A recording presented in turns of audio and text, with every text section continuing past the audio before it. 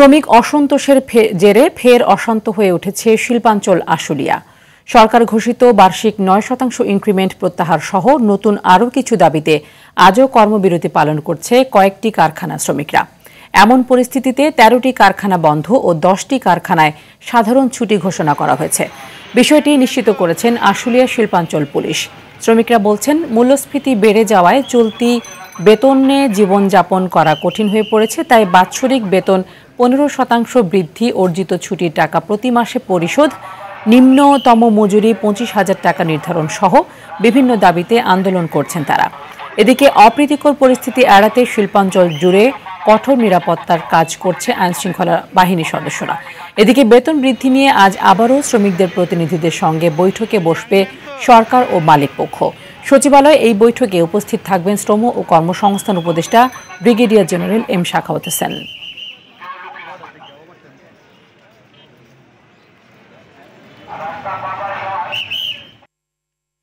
মিয়ানমারের রাখাইন রাজ্যের মংডু দখলে নেয়ার ঘটনা ও তাদের জলসীমায় সকল ধরনের নৌযান চলাচলে নিষেধাজ্ঞা দেওয়ার পর বাংলাদেশ সীমান্তে তৎপরতা বাড়িয়েছে বিজিবি, কোস্টগার্ড সহ উপজেলা প্রশাসন।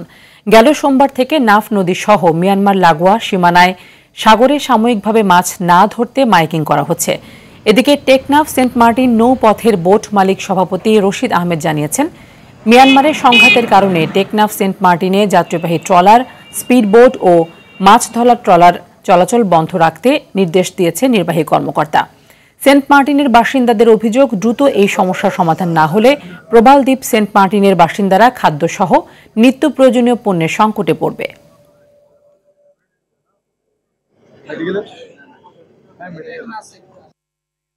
রাষ্ট্রদ্রোহ মামলায় সম্মিলিত সনাতনী জাগরণ জোটের মুখপাত্র চিন্ময় কৃষ্ণ দাসের জামিন শুনানির জন্য ২ জানুয়ারি দিন ধার্য করেছেন আদালত। সুপ্রিম কোর্ট থেকে আসা আইনজীবী রবীন্দ্র ঘোষ চিন্ময় ব্রহ্মচারীর মামলা লড়তে ওকালতনামা জমা দেওয়ার চট্টগ্রামের আইনজীবী সুমিত আচার্যকে উপস্থিত করতে না পারায় শুনানির আবেদন নথিভুক্ত করে আদালত এই দিন ধার্য করেন। দুপুরে চট্টগ্রাম মহানগর দায়রা জজ মোহাম্মদ সাইফুল ইসলাম এ আদেশ দেন। এর আগে দুপুর ২:৩০টার দিকে আদালত শুনানি কার্যক্রম শুরুতে ওকালতনামা দাখিল করেন সুপ্রিম কোর্টের আইনজীবী রবীন্দ্র ঘোষ। এ সময় ওকালতনামা যাচাইয়ের জন্য ওই আইনজীবীকে উপস্থিত করতে আদালত সময় বেঁধে দেন, কিন্তু শেষ পর্যন্ত ওই আইনজীবী উপস্থিত হননি।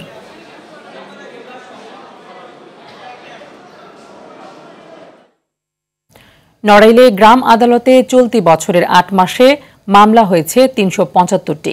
একই সময়ে ক্ষতিপূরণ আদায় হয়েছে 22.৫ লাখ টাকা। সকালে বেসরকারি সংস্থা ওয়েব ফাউন্ডেশন ও জেলা প্রশাসনের আয়োজনে স্থানীয় অংশীজনদের নিয়ে কর্মশালায় এই তথ্য জানানো হয়। এছাড়াও কর্মশালায় গ্রাম আদালত সম্পর্কে ধারণা, গ্রাম আদালতে কোন কোন ধরনের বিরোধ নিষ্পত্তি করা হয়, গ্রাম আদালত কিভাবে গ্রামের সাধারণ মানুষকে সহায়তা করতে পারে, এসব বিষয়ে ধারণা দেওয়া হয়। কর্মশালায় জেলা প্রশাসক শারমিন আক্তার জাহান, ওয়েব ফাউন্ডেশনের জেলা সমন্বয়কারী মোহাম্মদ জিনারুল ইসলাম সহ সংশ্লিষ্টরা উপস্থিত ছিলেন।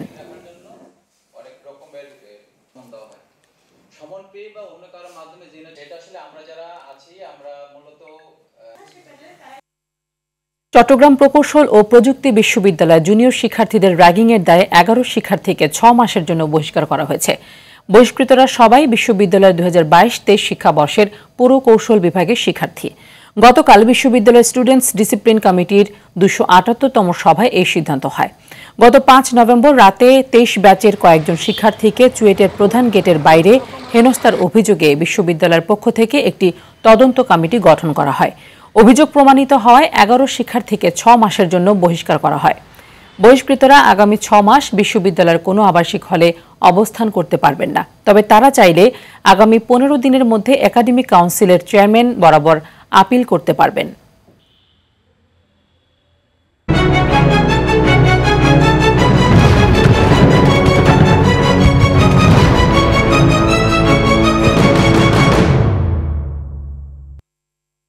যাদের রক্তে মুক্ত এ দেশ।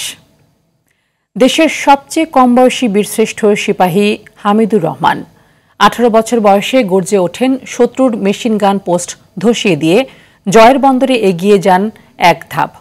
দেশের জন্য প্রাণ উৎসর্গ করলেও নামমাত্র সম্মানী ভাতা ছাড়া তার পরিবারে জোটেনি তেমন কিছুই। অভাব অনটনকে সঙ্গী করে কষ্টে সৃষ্টে চলছে তার পরিবারের জীবন। মাইদুর রহমান রুবেল জানাচ্ছেন, বীরশ্রেষ্ঠের পরিবারের খবর সহযোগিতা করেছেন ঝিনাইদহ প্রতিনিধি শিপলুজামান। 18 বছর বয়স যখন দুরন্তপনার নেশা কাটে না কৈশোরের, তখন দেশ বাঁচানোর যুদ্ধে নিজেকে নিবেদিত করতে চাইলে সাহস করেনি তার কমান্ডার ক্যাপ্টেন হাফিজ। রান্নাঘর থেকে কয়েক সপ্তাহের প্রশিক্ষণ শেষে রণাঙ্গনে সাহসী যোদ্ধায় রূপান্তরিত হন হামিদুর। শ্রীমঙ্গলের ধলাইতে পাকিস্তানি শত্রুর মেশিনগান পোস্টের কারণে যখন এগুতে পারছিল না ইস্ট বেঙ্গল রেজিমেন্ট, তখন জীবন বাজি রেখে ট্রোলিং করে গ্রেনেড দিয়ে ধ্বংস করে মেশিনগান পোস্ট। বিনিময়ে শত্রুর মেশিনগানের গুলিতে ঝাঁঝরা হয়ে নিভে যায় এই বীরের জীবন প্রদীপ। গত 15 বছরের বেশি সময় মুক্তিযুদ্ধকে ঢাল হিসেবে ব্যবহার করে ক্ষমতা দখল কিংবা ভুয়া মুক্তিযোদ্ধাদের ভাগ্যের পরিবর্তন হলেও প্রদীপের নিচে ঠিকই রয়ে গেছে অন্ধকার। অভাবের সাথে লড়াই করে পৃথিবী ছেড়েছেন হামিদুরের বাবা মা। পরিবারের যারা বেঁচে আছেন তাদের কষ্টের কথা শোনারও যেন কেউ নেই। আমাদের বাড়িটা জরাজীর্ণ অবস্থায় আছে, তা আমরা শুনেছি যে আমাদের বাড়িটা 1,73,00,000 টাকা বাজেট হয়েছে, কিন্তু দুঃখের বিষয় কয়েক বছর ধরে আমরা ঘোরাঘুরি করেও অর্থ ছাড় করতে পারিনি। 1981 সালে বসবাসের জন্য সরকারিভাবে বাড়ি তৈরি করে দিলেও সংস্কারের অভাবে খসে পড়ছে পলেস্তারা। অভাব অনটনের সাথে লড়াই করে কাটছে দিন। বীরশ্রেষ্ঠের পরিবারের কারো চাকরি হয়নি মুক্তিযোদ্ধা কোঠায়। প্রশ্ন জেগেছে, তবে মুক্তিযোদ্ধা কোঠায় চাকরি করছেন কারা? গ্রামের নাম পরিবর্তন করে হামিদনগর করার কথা থাকলেও তা এখনো বাস্তবায়ন হয়নি। ঝিনাইদহে কিছু প্রতিষ্ঠানে বীরশ্রেষ্ঠ হামিদুরের নাম ব্যবহার করা হলেও তাকে জানার নেই সমৃদ্ধ কোনো স্মৃতি জাদুঘর। খালিশপুর গ্রামের নাম বদলে হামিদনগর করার সরকারের সিদ্ধান্ত বাস্তবায়ন হয়নি 53 বছরেও। জরুরি ভিত্তিতে কমিউনিটি ক্লিনিক নির্মাণ হলে এলাকার মানুষের ঘরে ঘরে স্বাস্থ্য সেবা পৌঁছায় যাবে। একটা হসপিটাল একটু সরকারের কাছে দাবি করছে, এটা হসপিটাল যেন হয়। বীরের নামে স্মৃতিস্তম্ভ ও জাদুঘর সমৃদ্ধ করার গতানুগতিক আশ্বাস দিলেন মহেশপুর উপজেলা নির্বাহী কর্মকর্তা। যতটুকু ওনার আছে সবকিছুই সংরক্ষিত, ঠিক আছে। ভবিষ্যতে আর কোনো পরিকল্পনা আপাতত আমাদের নেই। মাইদুর রহমান রুবেল, আরটিভি। বাংলাদেশের ইতিহাসে গৌরবোজ্জ্বল অধ্যায় ৭১-এর মহান মুক্তিযুদ্ধ। লাখো যোদ্ধার বীরত্বে জন্ম হয়েছে স্বাধীন সার্বভৌম এই দেশের। ৫৩ বছর পরে আবারও তরুণদের বীরত্বে মুক্ত হল বাংলাদেশ। যাদের আত্মত্যাগ আর বীরত্বে মুক্তির স্বাদ পেল দেশের মানুষ, তাদেরই একজনের যুদ্ধ জয়ের গল্প শুনব এবারের পর্বে। সিরাজগঞ্জ প্রতিনিধি সাজিরুল ইসলাম সঞ্জয় ও গাইবান্ধা প্রতিনিধি ফেরদৌস জুয়েলের তথ্য ও চিত্রে থাকছে ৭১-এর বীর মুক্তিযোদ্ধা মোহাম্মদ সাইফুল ইসলামের গল্প।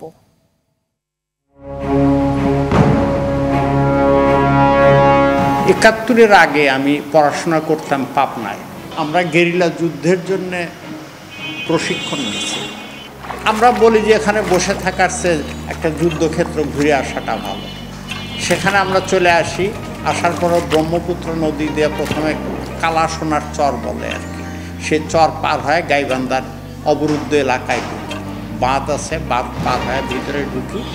ওইটার প্রত্যেকটা গ্রামই ভাসমান ছিল। আর যোগাযোগ ব্যবস্থাটা ছিল হচ্ছে রংপুর বগুড়া যে হাইওয়ে, সেই হাইওয়ে থেকে একটা রাস্তা গেছে হচ্ছে গাইবান্ধাতে। আমরা তখন পরিকল্পনা করি যে ওই গাইবান্ধার যে 2টা কাঠের ব্রিজ ছিল, ওই কাঠের ব্রিজ উড়ায় দিলে গাইবান্ধার সাথে ওদের যোগাযোগটা বন্ধ হয়ে যাবে। ওই ব্রিজগুলো পাহারা দিত রাজাকারেরা।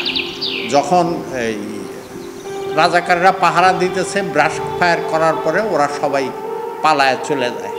তখন আমরা 10-15 মিনিটের মধ্যে প্রত্যেকটা ব্রিজের পায়ের সাথে, কাঠের ব্রিজ পায়ের সাথে এক্সপ্লোসিভগুলো লাগায় দূরে এসে ডেটোনেটরে আগুন দিয়ে ব্রিজটা উড়ায় দেয়।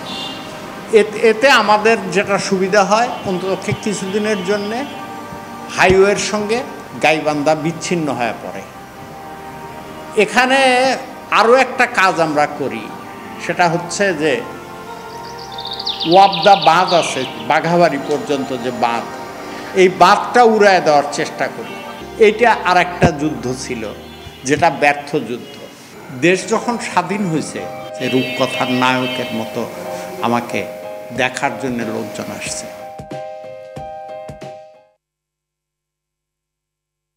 হরিণ শিকার ও পাচারের নিরাপদ রুট বরগুনার পাথরঘাটার বিভিন্ন এলাকা। বন বিভাগ সহ বিভিন্ন বাহিনী প্রায়ই অভিযান চালালেও দুষ্কৃতকারীরা ধরাছোঁয়ার বাইরেই থেকে যায়। স্থানীয়রা বলছেন বনজ সম্পদ রক্ষায় নিয়োজিতদের অনেকেই এই অপকর্মের সঙ্গে জড়িত। এই সম্পদ রক্ষায় ব্যবস্থা নেওয়ার কথা জানায় স্থানীয় প্রশাসন। বরগুনা থেকে তাওহিদুল ইসলাম শুভর পাঠানোর প্রতিবেদন জানাচ্ছেন রেজওয়ান শরীফ।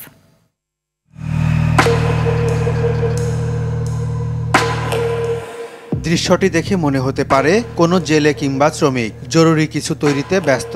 কাজের সুবিধার্থে শুনশান নীরবতা আর বুনো পরিবেশকে বেছে নিয়েছেন। আসল বিষয়টি হলো হরিণ শিকারের জন্য ভাত তৈরির কাজে ব্যস্ত তিনি। ছদ্মবেশী এ শিকারী জানান তার উদ্দেশ্যের কথা। পর্দা আছে কিছু লোক আমরা একসাথে করে দড়ি ধরার পরে হরিণ বা শুকর। দেশের দক্ষিণাঞ্চলীয় জেলা বরগুনার পাথরঘাটা একটি উপকূলীয় উপজেলা। নদী, সাগর, বন সব মিলিয়ে নানা দিক থেকে তাৎপর্যপূর্ণ এ উপজেলাটি প্রাকৃতিক সম্পদে ভরপুর। সুন্দরবনের খুব কাছে হওয়ায় পর্যটকরাও উপভোগ করতে পারেন নয়নাভিরাম প্রাকৃতিক সৌন্দর্য। অথচ দীর্ঘদিনেও খুব একটা উন্নয়নের ছোঁয়া লাগেনি এ উপজেলায়। এ উপজেলার বনাঞ্চল লালদিয়া ও সুন্দরবনের ভেতর থেকে নির্বিচারে শিকার হচ্ছে হরিণ। পাচার হচ্ছে হরিণের মাংস, চামড়া, শিং, হাড় সহ বিভিন্ন অংশ। সংশ্লিষ্টদের তথ্য মতে বনাঞ্চলে সক্রিয় রয়েছে প্রায় ৩০টি চক্র। প্রতি বছর তাদের হাতে মারা পড়ছে অন্তত ৯,৫০০ হরিণ। বন রক্ষকদের কতিপয় কর্মকর্তা কর্মচারী সহ স্থানীয় প্রভাবশালীদের যোগসাজশে দীর্ঘদিন ধরে এ অপকর্ম চালিয়ে যাচ্ছে দুর্বৃত্তরা। মাঝে মধ্যে নৌবাহিনী, কোস্টগার্ড, বন বিভাগের অভিযানে ২-১জন আটক কিংবা মালামাল জব্দ হলেও তা খুবই নগণ্য। আমাদের এই অঞ্চলে গড়ে ওঠা হরিণ শিকারীরা কিন্তু এখন বর্তমানে বেপরোয়া হয়ে উঠছে। এই হরিণ ধরার ফাঁদ, তারপরে মাংস ইত্যাদি ইত্যাদি জব্দ করে, কিন্তু আসলে যারা হরিণ শিকারী তাদেরকে কোনো রকমের কোনো সময় বাহির সাইডের যত মানুষ বা ওই রাস্তার গড়কুলের মানুষ এরা প্রায় জড়িত। বন ও বনজ সম্পদ রক্ষায় সব রকম ব্যবস্থা নেওয়ার কথা জানান এ উপজেলা কর্মকর্তা। বিভিন্ন সময় দেখা যায় যে হরিণ পাওয়া যাচ্ছে, হরিণের মাংস পাওয়া যাচ্ছে। তো এই বিষয়গুলো যখনই যেটা পাওয়া যাচ্ছে তো সেই বিষয়গুলো হলো আইনের আওতায় নিয়ে আসা হচ্ছে। প্রাকৃতিক সম্পদ রক্ষায় সংশ্লিষ্টরা আরও কঠোর হবে এমনটাই চাওয়া স্থানীয়দের। রেজওয়ান শরীফ, RTV। ব্রাহ্মণবাড়িয়ার আশুগঞ্জ মোকামে নতুন ধান আসতে শুরু করেছে। দেশের বিভিন্ন স্থান থেকে উৎপাদিত আমন ধান ব্যবসায়ীরা মোকামে নিয়ে আসছেন, তবে অনেকটা কেনা দামেই তাদের ধান বিক্রি করতে হচ্ছে।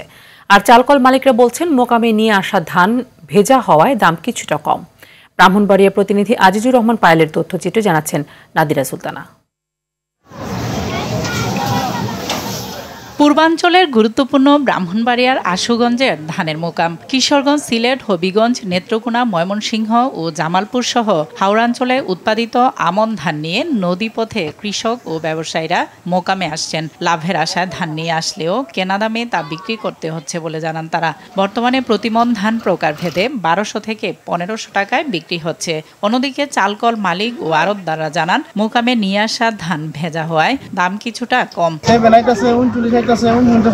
বিভিন্ন কোয়ালিটি বিভিন্ন মন দাইয়া ধান কমাইতেছে বিঘা ধান পাটিরা সেখানে বাজার থেকে ডাউনে আছে, চাল বেচতে পারতেছে না, পাটি দাম যা পাটিও করতে চাউল আসার কারণে ঢাকা থেকে বা দূর দূরান্ত থেকে যে আমাদের পাটিগুলো আগে চাউল নিত তারা ওইরকম ভাবে নিতেছে না। কৃষকদের কাছ থেকে বেশি দামে ধান কিনতে হচ্ছে জানিয়ে চালকল মালিক সমিতির সেক্রেটারি জানান বর্তমান বাজার মূল্যে ধান কিনে তাদের লাভ হচ্ছে না। এরকম করতেছে না, দাম আমি বুঝেছি তো দাম হচ্ছে, শুনছি দাম প্রচুর ফলন হয়েছে, ফলন ভালো হয়েছে, এরপর তো দানে